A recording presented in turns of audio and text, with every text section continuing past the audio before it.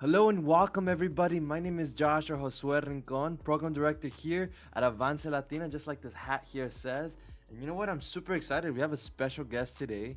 She's gonna introduce herself. She's one of our friends, our good friends at Royal Business Bank, and she has a great presentation for you today on college, preparing for college, what to expect, how to pay for college through loans. Some great questions are going to be asked, and a lot of stuff that's going to really impact your life. And maybe if you're not in college, college is not for you. This is also still going to be a good presentation to know. And also, maybe you know someone in your life that's about to go to college, that is in college. Share this video with them. Tag them in the video. Share it with your friends, whoever you think might impact their life. And without further ado, I'm just going to introduce, Binuri from Royal Business Bank. Binuri, go ahead and you can start your presentation. Thank you again for being with us here today.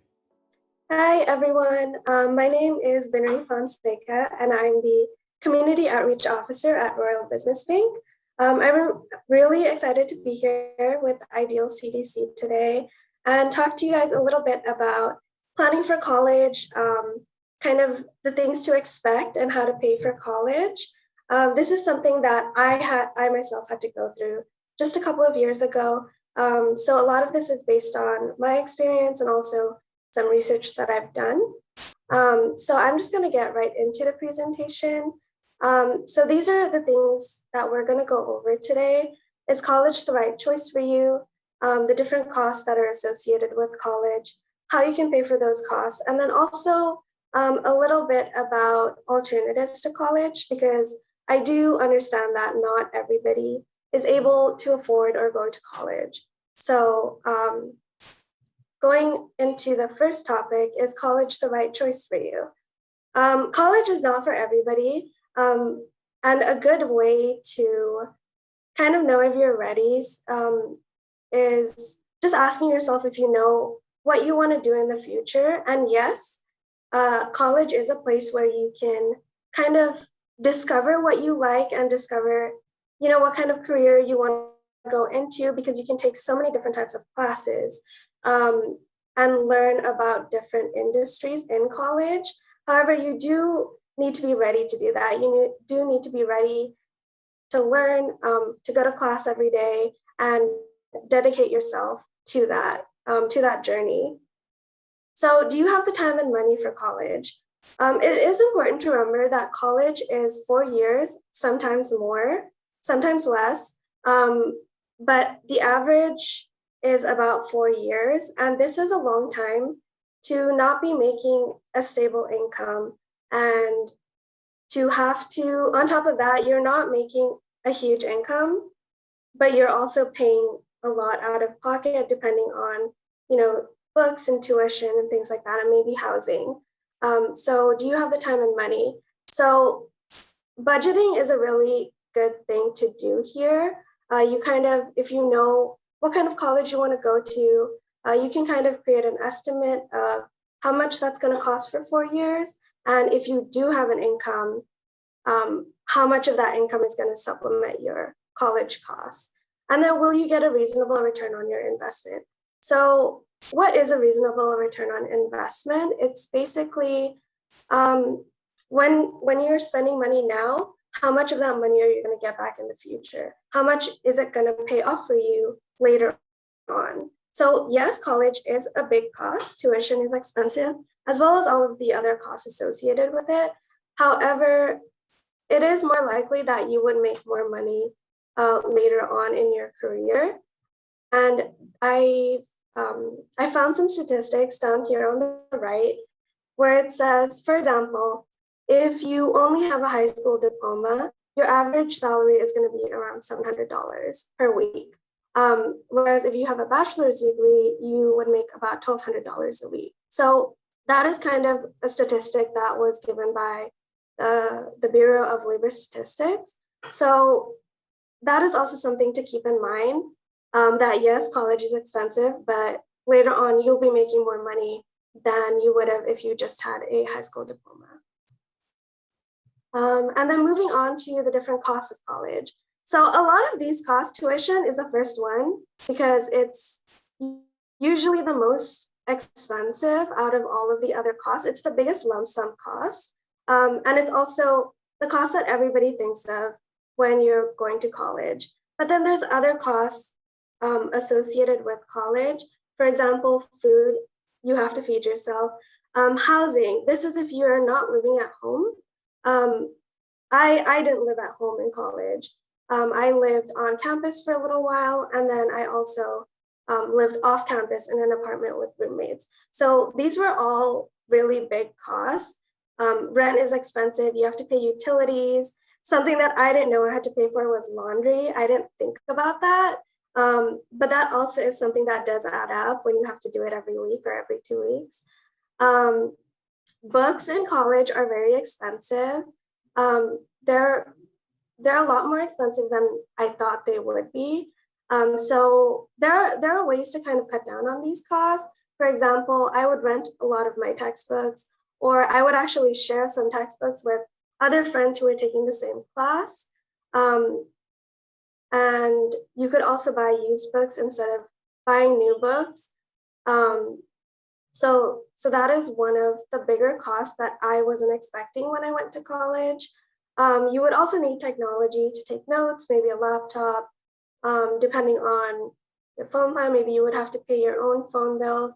These are all things to think about. And then transportation. If you're living at home, you would have to drive to class every day, and this does add up. And in addition to that, you do have to pay parking for college, also something that I didn't know. So those are more costs.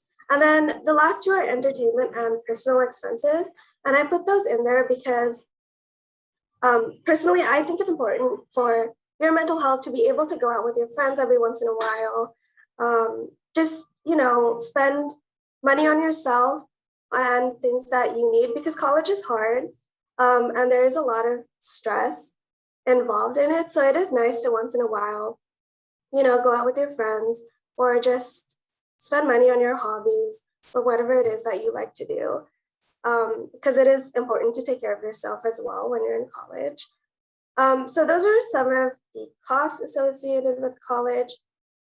And then something else that I did want to mention is knowing the difference between a luxury and a necessity.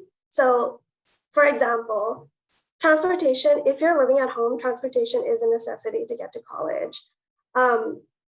But do you really need a BMW or a Mercedes or an Audi? Or could you maybe take the bus or get a used Honda or Toyota? These are also ways to cut down on your costs by understanding that what comes first is what is necessary and not necessarily what you think that you want at that time. Because trust me, later on, you'll be able to get all of these, nicer things. But when you're in college and have all of these costs, it's important to kind of find ways to cut down on those. And then another thing is food does add up a lot. Snacks when you're studying, till midnight or whatever. Things like that add up, but there are ways to cut down on that as well. For example, I used to get Starbucks every day when I was in college, just because it was the easiest thing to do is just walk across the street. But maybe it is easier or it is cheaper to just make your coffee at home. Maybe make your breakfast at home and don't, eat out as much when you're in college. So those are just some examples. And then moving on to how to pay for college. So I'm going to go into each of these programs in detail, but basically under federal student aid programs, we're going to talk about grants, student loans, and work-study programs. So these are all under federal student aid, which is a government program. And then outside of that, we also have scholarships, private loans, and then getting a part-time job. So these are all different ways to pay for college, or the most common ways. I'm sure there are more. And then, okay, so under the federal student aid program, there are 3 categories. So under grants, what is a grant? It's basically free money that you would get from the government to pay for tuition and college expenses. So grants don't have to be repaid. Like I said, it's free money. So that is your money to use for college. And this is given to you based on how much the government thinks your family is able to contribute to your college expenses. And they calculate this using an application that I'll talk more about. So again, this is free money and it's awarded to students who show financial need. So that is shown through that application. The second category is student loans. So these loans are through the government and it does have to be paid back with interest. So it is not free.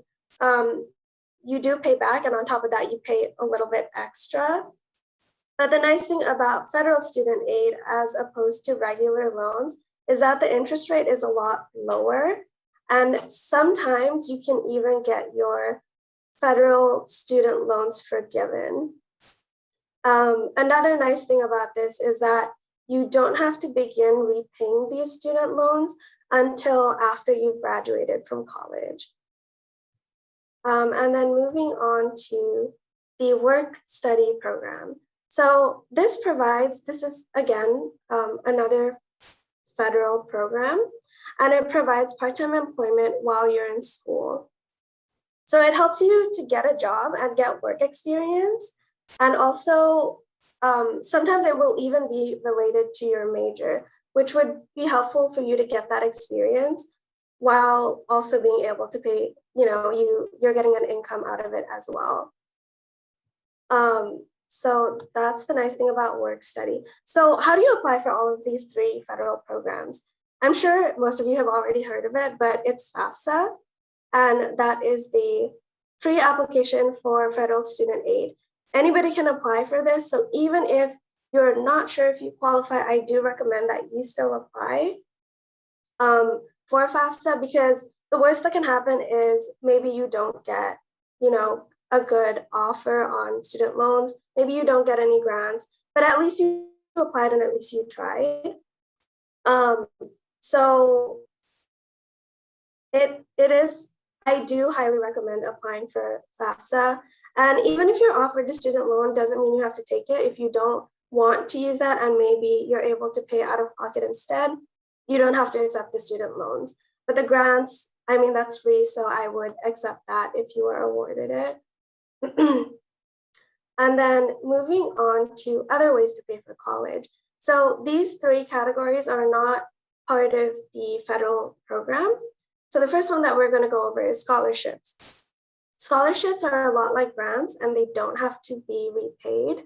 You can apply to as many as you want, and it's offered. So a lot of scholarships are offered by your school, but also by other organizations outside of your school, maybe even nonprofit organizations. So scholarships do take a little bit more research, but let me give you an example of a scholarship that I got. So I was a first generation college student, and there are scholarships specifically for certain types of students. So maybe first gen, maybe you're a certain type of major, you're an art major or social sciences major. Your school may have scholarships just for that type of major. And I do recommend applying to these types of scholarships because the pool of students applying to it is a lot smaller because it's so specialized. So scholarship applications do take a little bit more work because they usually ask for essays, or some of them may even interview you. The organization may interview you, but it is worth it because, again, it's free money. And when you're in college, anything helps to pay for your books and other expenses. So scholarships, again, take a lot of research. But trust me, it's out there. It's money that you will be able to get if you just, look in the right places. And a lot of colleges will have a website specifically for scholarships, and they will even have options for scholarships that you can apply to outside of school. So they'll have recommendations for those as well. And then moving on to private loans. I would say that private loans are a last resort for funding college, just because it does have to be paid back with interest, but their interest is going to be higher than the federal student loans. So I would use this as a last resort and only to fill any gaps that you have in funding. Let's say you applied for FAFSA, you applied for grants, and you also applied for scholarships, and you were able to get all of those, but there's still a little bit of expenses that you need covered. That's when maybe you would use a private loan. And then moving on to the last category is getting a part-time job while you're in college. I'll be honest, it is hard.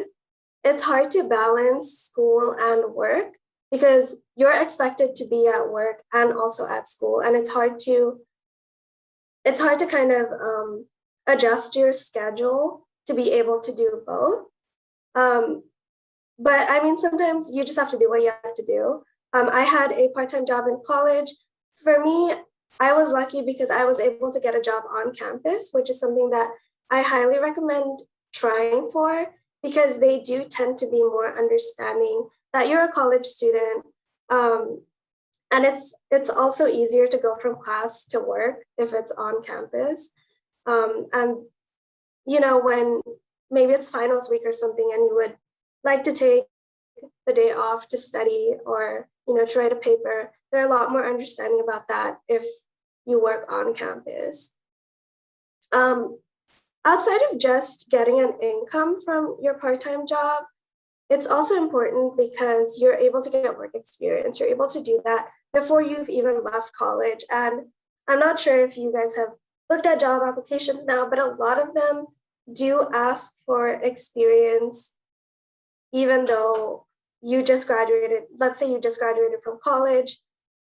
They still expect you to have a little bit of experience. This doesn't always have to be work experience, like paid work experience. It can be an internship, it can be volunteer work, but they do ask for experience. And having a part-time job will help boost your resume in addition to giving you an income. It also teaches you a lot of soft skills that you don't learn in class. You learn how to work with customers, you learn to work with a lot of different people, and you also learn about time management because just because you're working doesn't mean you can put your schoolwork to the side. Like you have to make sure that your assignments are done on time and any other, you know, you're studying your schoolwork, if you're living alone, your chores, all of those things require time management and organization, and having a job definitely helps with that. And then the last thing that I'm going to go over just really quickly is alternatives to college. And this is because I do want to acknowledge that not everyone is able to go to college, or not everyone wants to go to college right away. Maybe you want to take some time to discover yourself and kind of learn what it is that you want to do in the future. Like I said before, college is a place where you can discover yourself, but it's also difficult because if you have absolutely no idea what you want to do and you go in with one major and then you continue to change your major, it just takes longer to finish college, which means it costs more to finish college. So having a general idea is really helpful. But I will also say that I started college knowing or thinking that I knew what I wanted to do. I majored in business law and also finance because I thought that I wanted to be a lawyer. Halfway through college, when I interned at a bank, I discovered CRA, which is Community Reinvestment Act, and I figured out that I didn't want to be a lawyer anymore. I wanted to do something else. But I didn't change my major because I was still a business major and also finance, so it still helps. So your major, no matter what it is, will help you get a job later, and it also teaches you a lot of the soft skills that I learned, and not necessarily the subject matter. And I'll give you an example. So since I was a business law major, that required a lot of reading and writing and comprehension and like learning how to communicate with people. And that all of those things are things that I still use now at work. It was really helpful to be able to, you know, learn to write reports and I write meeting minutes and reports and things like that now. So taking those kinds of classes did help. So I never ended up changing my major in college. So I was able to graduate in 4 years. Not to say that, you shouldn't, if there's something else that you want to do, you should definitely change your major. But I do recommend having a general idea of where you want to go. You want to go into the sciences or into, mathematics because you want to do engineering or something like that. Just a general idea will help you get to where you want to be a little bit faster and a little bit cheaper. So going back to the alternatives to college, one of the things that you can do is taking a gap year. You don't know exactly what you want to do, so maybe take a year to think about it. And in that year, you should be, doing things that will help you discover yourself. For example, maybe you volunteer in different types of organizations or intern in different types of industries so that you can learn more about them and learn a little bit about what your passions are.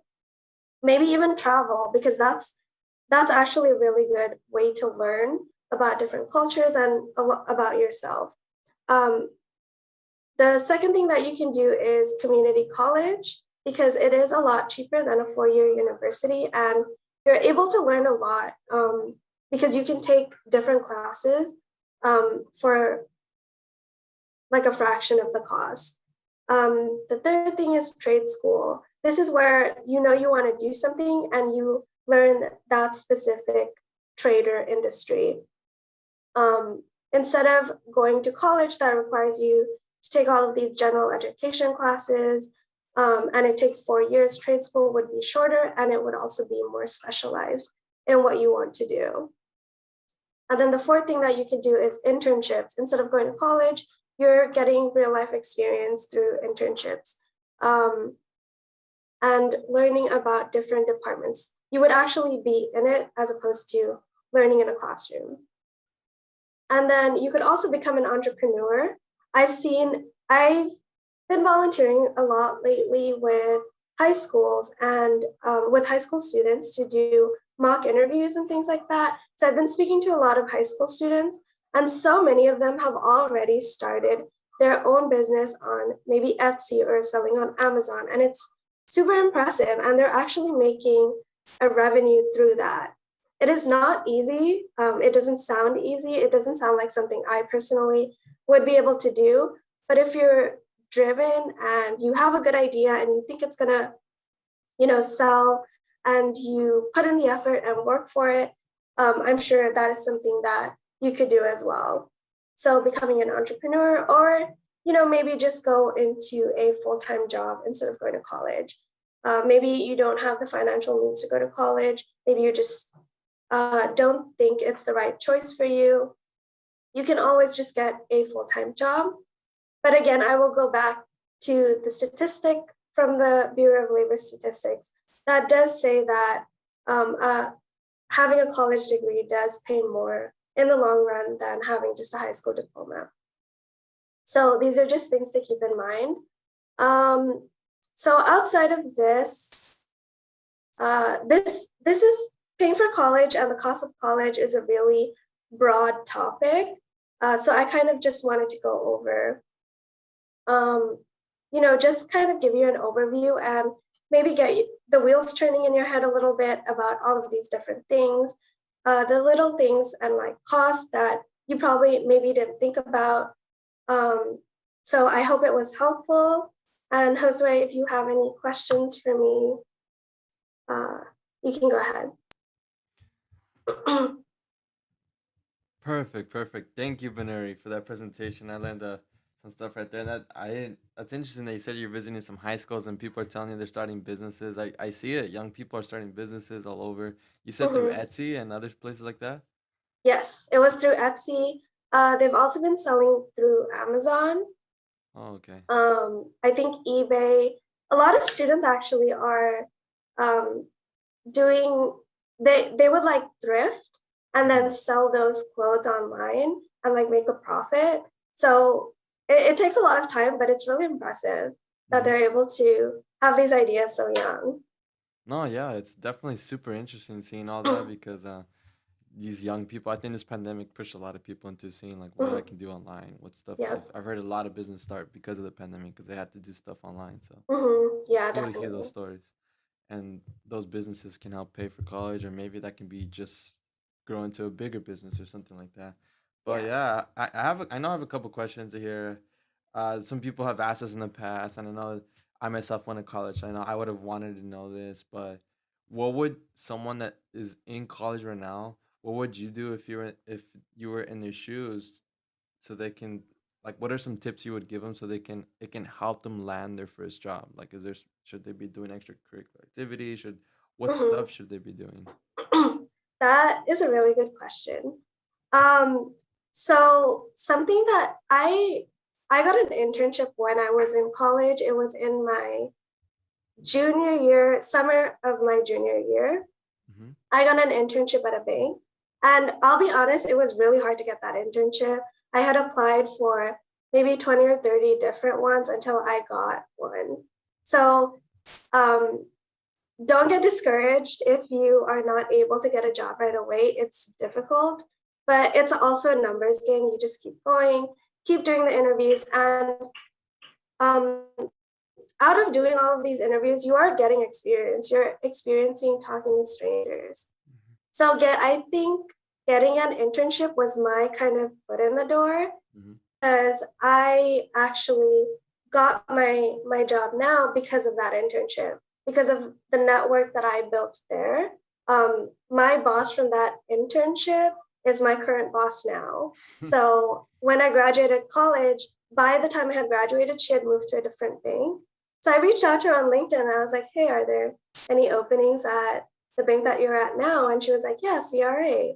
So that's kind of how I got here. And I also didn't start with a network. Nobody starts, or actually, sometimes if you're lucky, you do start with a network if you have maybe family connections. Sorry. Um, but I started with no network and built it through an internship. I also built a network, through school. So internship is one thing. And then another thing that I do recommend is um, having relationships with your professors. I had a law professor that I really liked in school, and she really pushed me out of my comfort zone and made me, join these other clubs and, run for vice president of one of those clubs. And as someone who is like really afraid of public speaking, that was really hard for me. But having a mentor like that helps you develop those skills, and it gives you someone to talk to outside of your family. And I think that is helpful for later. Even, when I was talking about getting jobs and things like that, she would help me with my resume and my cover letter. Like she would look over those things. So having a good mentor is really it's a huge advantage. Mhm. It sounds like because I know a lot of students are so pressured into like I have to get into a specific school. It has to be a UC, or it has to be this school, or it has to be like a top tier school. But it sounds like it's more about the connections you make and the internships, and that Mhm. sounds like it's more important at the end of the day, right? Yes, I think I 100% believe that. I went to Cal State Northridge. I didn't go to UC. I and also since we are talking about cost, I chose not to go to a UC because it was more expensive and I wasn't able to afford it. But I think the education that I got from the Cal State, you, it's about the effort that you put in. It's not really about the name of the school. Yes, it looks great to have gone to UCLA or one of the other UCs or maybe even Ivy League, but I think you can get the same experience and education at a Cal State. I don't think there's anything wrong with it, Mm-hmm. and I think yeah, like you said, it's about the connections that you make Mm-hmm. there. Even community colleges are also great Mhm. alternatives as well. And a lot of professors who teach at community colleges, they teach at UC too. So you're getting Yes. that same Mm-hmm. professor. Mm-hmm. Yeah. Yeah, that's what It's my just the sister told name. me when she was there. Yeah. They were like adjunct professors at the community college and at the Mhm. UCs, sometimes at private schools too. So it's like, wow, you're getting the same education for free.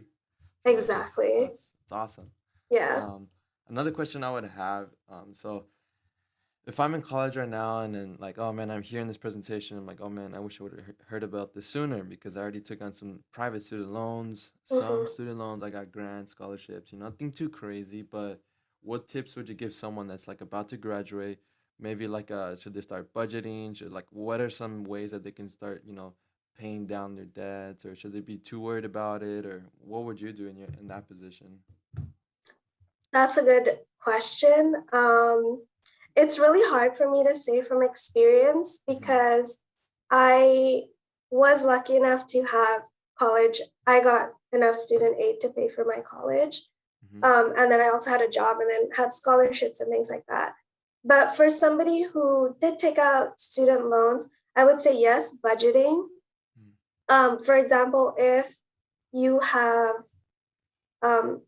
there should be like a set monthly payment that you're Mm-hmm. supposed to be paying once you graduate from college. So I would make sure that you're putting aside enough money to pay that. And then also look for ways to maybe have the loan forgiven. Maybe if you don't have a job right out of college, you can just talk to them and say, can I have a couple more years till I have to start paying back the loan? Because that is an option.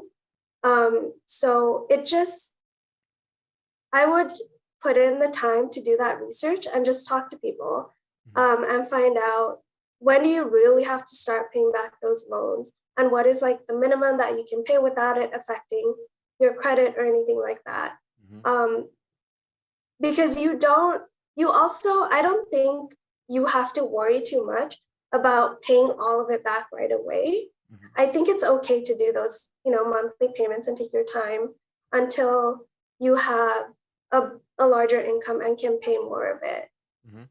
And like you So, said, mhm. the loan forgiveness. Sorry, I know that there's like they're expanding into different industries. I don't know if they'll open it to the banking industry, but I remember I saw an article and someone had told me that they're because I know there's loan forgiveness if you work after 10 years. I think if you work for government or nonprofits, but Mhm. little by little they're opening into different sectors. So maybe your sector or wherever field you're working. Um, I don't know if they're doing it. I would hope that they Bro, business would. bank is doing it. Oh, but you have no student loans, right? We don't even have Oh, student loans. No, that's awesome. not, That's good. yeah, I don't think we do. However, we do fund some scholarships with nonprofit organizations, so we help in that way. hmm That's awesome. Let's see. Last question. So, from this conversation, I keep hearing, not just from yourself, from like everyone I've talked to, that they studied a specific major, very Mhm. specific, but they ended up working in a different field. So, should someone, pressure themselves into like, I'm gonna go to college, like they're about to go to college, they're a freshman, I mean, a senior in high school, and like, I have to know the exact job, the exact title, like every single thing, the city, the state, everything. I gotta know it on the dot, or does it have to be like more a general idea, or what would you say? I think it's definitely a more general idea because, like you said, me and I would say 90% of my friends who also graduated with me are not in the industry that they thought they would be in. So I think what's important is, you know, in terms of general idea, it kind of means, uh, do you want to go into like more business? It doesn't have to be a specific industry, but do you want to go into business? Do you want to go into like the more creative side? Maybe you want to do, graphic designing or things like that, or the film industry, like as a whole. Mhm. You don't specifically know how you want to go in there, but kind of just having a general idea of maybe not even what you want to do, but a general idea about yourself and what you like. I think that's important because then your eyes are more open to the opportunities that are out there. Because if you know, I have a passion for volunteering.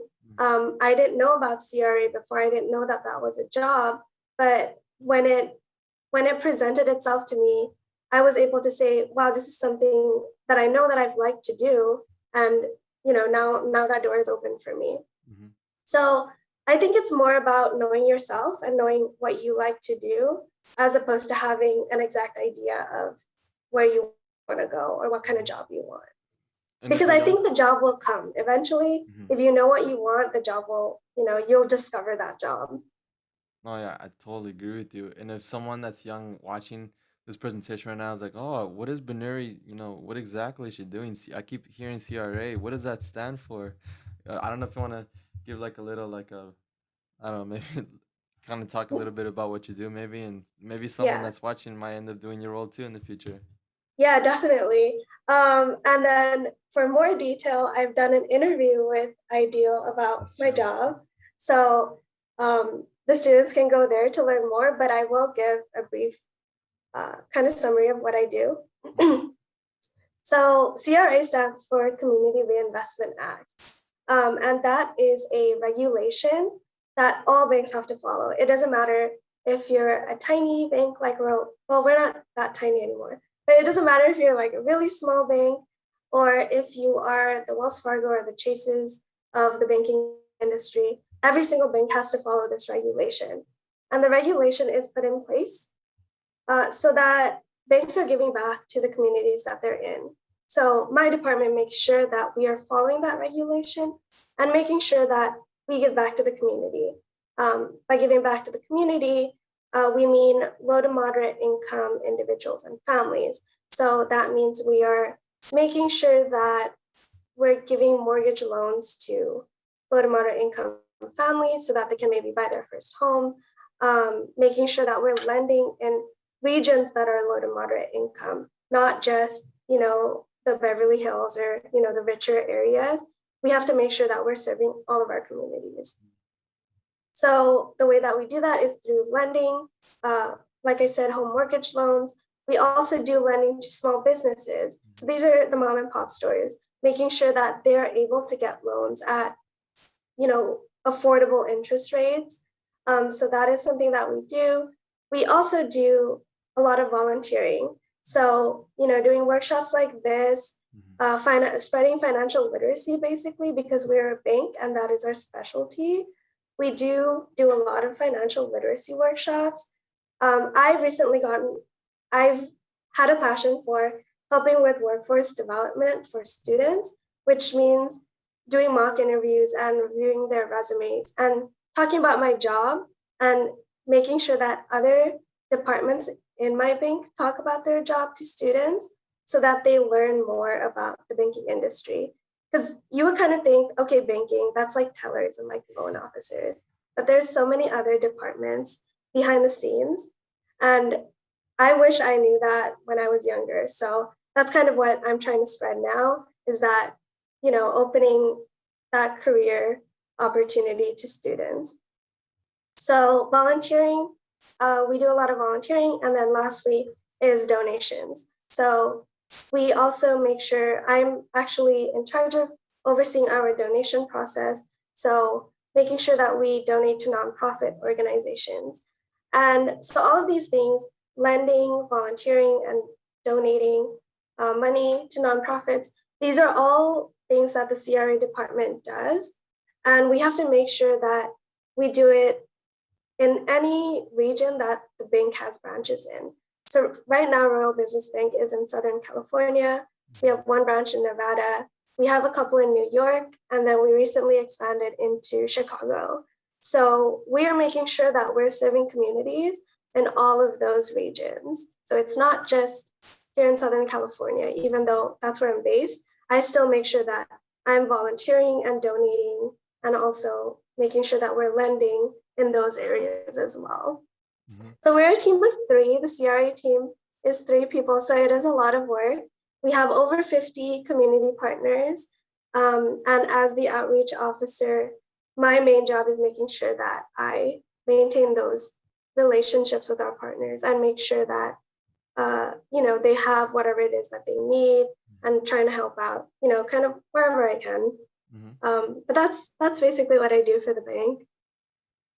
That's awesome because I know that you've helped us a lot too at our nonprofit organization, and you along with Mona, the whole Royal Business Bank team, you've been a great support, great help in many aspects. Even she, her whole team, it came down one time, gave us a bunch of food for a food drive. That was Mhm. awesome too. And you guys have done a lot of great stuff for us, so we appreciate the work you guys do. And even myself, I didn't know what CRA even meant, so I feel like when you do those internships, those connections, you get to learn Mhm. about things in the bank. I always thought banking was just tellers and bank managers, and that's it. Yeah, me There's too. so much more. Yeah. That's awesome, awesome. And you're so young, and you're giving back to the young generation, Gen Z. Do you fall under the Gen Z, or would you fall under millennial? I think I'm kind of like right on the border. So I'm 25 now. Okay, I think you're still Gen. I So think you'd be Gen Z, yeah. you think so? I feel like I have that millennial energy though. So Maybe you're a hybrid. You're half yeah. Gen Z, half a millennial. That's awesome.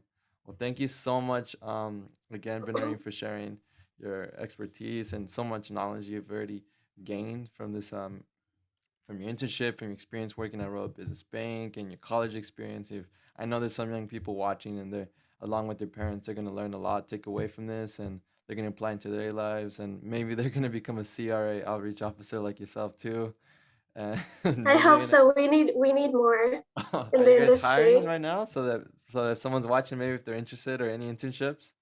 You know, we don't have internships right now, but Hmm. the CRA industry as a whole, at like all, even though every single bank needs it, there aren't a lot of people with CRA knowledge. Mm. So it is a niche, and it's really cool to be in it because it's small world, small community. Hmm. But if you learn it and you know it well, you will be known in that community. So yeah, you'll be able to do a lot of good. And Hmm. I feel like I've met some students from Ideal who do like the Ideal Wealth Academy. Mm. And I feel Hmm. like a lot of them they want to be involved in the community and like, help out and volunteer and stuff. So this might be something I will let you know if we have internships. Okay, sounds good. Sounds good. Yeah. Thank you again. Do you have any final remarks or anything you'd like to share with our audience, or? Yeah, of course. So Josue, you and Dorima have my contact information. If Hmm. students have any questions, I'm always happy to answer any questions, to talk to any students, if, you know, maybe even if they just need a mentor. So just let me know. You can even give them my email address. But yeah, I just want them to be comfortable. They can come ask me anything. Yeah, so I just wanted to put that out there. Thank you. Thank you so much for coming out, sharing this information with us. Whether you're watching us in the morning, afternoon, whatever time it is, whether it's on our Facebook or YouTube. Thank you for watching. Share this video with your friends and family. It's very beneficial. It was a great breakdown of, the alternatives to college, what it's going to cost, what to expect in college, and just basically a good guide and map that I didn't have. I know a lot of people now that they're working probably would have said, they would have had this, they would have been, like way more ahead. So this is gonna put you guys in a way better place. Share with your friends or family, watch it, and take some notes. And thank you again, Binuri and the team at Royal Business Bank. Again, my name is Josue. We're here with Ideal City CEO, Avance Latino, and we're here to serve the community. And thank you guys again for watching. We'll see you in the next time. And like Binuri said, we have a whole presentation, a whole video where we talk more Darima with Binuri, an interview style where she talks about her role, what she does, and maybe if you want to know more about CRA, more about what the bank does besides like the brick and mortar bank where you see the tellers and all that. There's a way more stuff going on behind the scenes. So if you want to know more about that, I'll put the link in that video. That way you guys can watch it. But besides that, thank you guys. We'll see you guys in the next time. Take care, everybody. Thank you for having me.